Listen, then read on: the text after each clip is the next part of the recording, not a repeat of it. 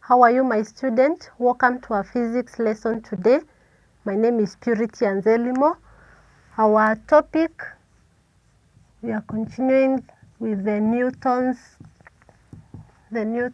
laws of motion. Newton's laws of motion. In our previous lesson, we covered the Newton's first law of motion.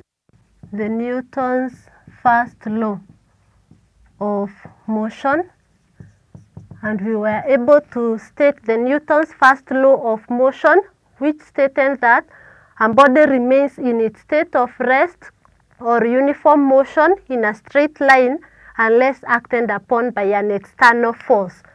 Let me state it here that a body remains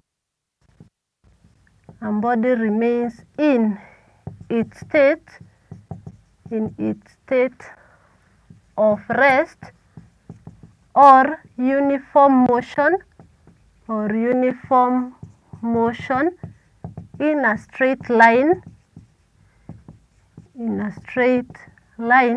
unless acted upon by an external force. So this is the Newton's first law of motion, whereby a body remains in its state of rest or uniform motion in a straight line unless it is acted upon by an external force. Again, in Newton's first law of motion, we were able to calculate momentum,